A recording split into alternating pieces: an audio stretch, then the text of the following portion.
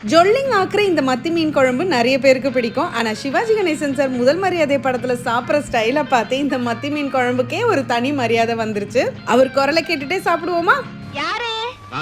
வெளிய மழையா? மழைதே. நீ எங்க இருக்க? அதான பாத்த. ஏன் மீன் குழம்பு வாசனை புடிச்சு வந்துட்டியோன்னு நினைச்சேன். உட்காரியா? மணக்க மணக்க மீன் குழம்பு வச்சிருக்கேன். மீன் குழம்பா? காலத்து செய்திக்கு யார் ஒழுங்கா மீன் குழம்பு வைக்கிறாங்க?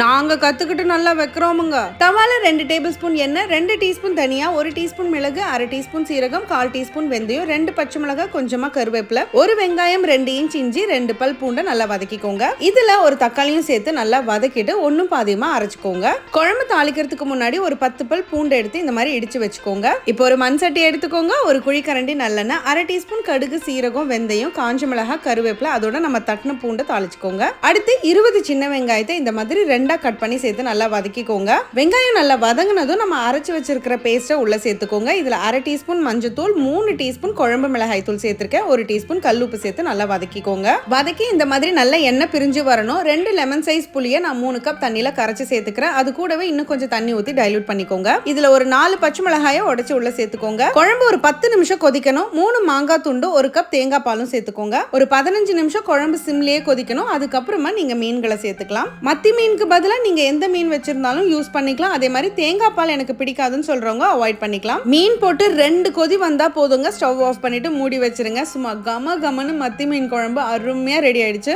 அதுவும் இந்த மசாலா எல்லாத்தையுமே அம்மியில அரைச்சு செய்யும் போது அந்த காலத்துல நம்ம பாட்டி செஞ்ச மாதிரியே இருக்கும்.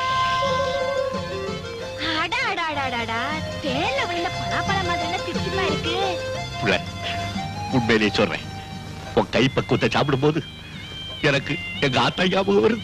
எப்படி?